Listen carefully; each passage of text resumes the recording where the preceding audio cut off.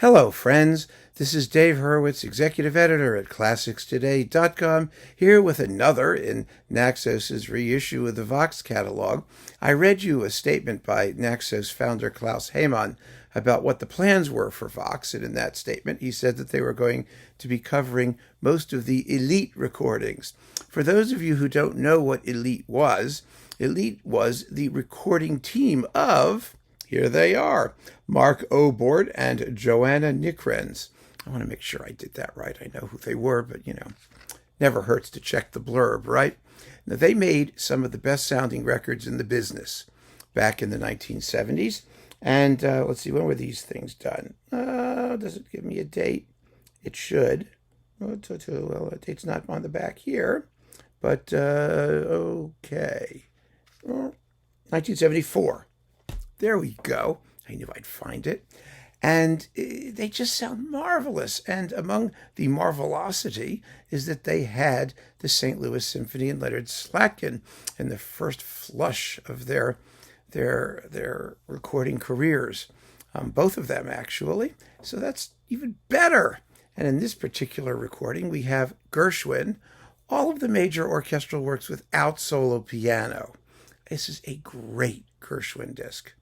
Just fantastic. It really is.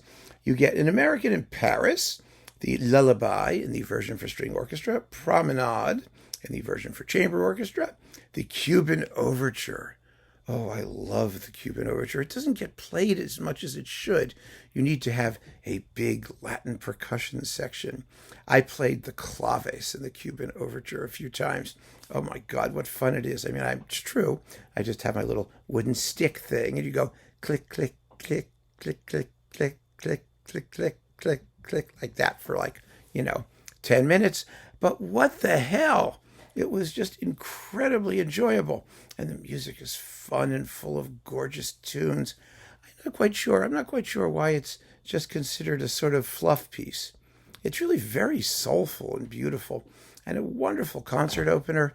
And the truth is, I've never seen it in concert other than when I've played it. It's really kind of amazing, isn't it? So there's that. And then they do the Catfish Row, the suite from Porgy and Bess, the one that Gershwin actually did. Interestingly, the suite thing by, who was it, Robert Russell Bennett or Richard Rodney Bennett or some Bennett person, that thing, I think, predates Catfish Row because when Gershwin died, nobody knew this existed. Nobody knew this was. Oh, my God. Nobody knew it existed. And it was only rediscovered in 1958. But it is, I think, much better than that symphonic portrait thing. It's not that, there's anything wrong with that, but I like Gershwin's own suite. I like his selection. The selection has 5 numbers. They are Catfish Row, that's the whole opening through Summertime and all that business. And then Porgy Sings, that's I Got Plenty of Nuttin'. And the Fugue. Yeah, there's a fugue, a really cool fugue, the Storm Fugue. Hurricane is the next movement. And let's see, the fugue is part of the storm, I think, too, but whatever. And then finally, the finale, the end of the whole piece.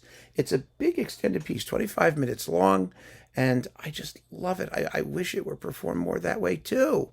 Instead of that symphonic portrait thing, it's great to have Gershwin's original thoughts on the suite, and it's a masterpiece. I mean, the whole opera is a masterpiece, and the performances are masterpieces, and they sound great. And I'm just delighted that this is back. I presume, since it was part of a complete Gershwin orchestral music Vox box, that the music for piano and orchestra will appear anon as part of this series. But in the meantime, we've got this disc of the orchestral works, and it is just terrific. Absolutely terrific. So there you go. Another wonderful reissue from Vox. It's at full price, I know. But those of you who want these things, it's worth it, I think. I really think it's worth it. It's a disc that will provide endless hours of listening pleasure. And that's the whole deal, isn't it? So keep on listening, friends. Thank you so much for joining me. Take care.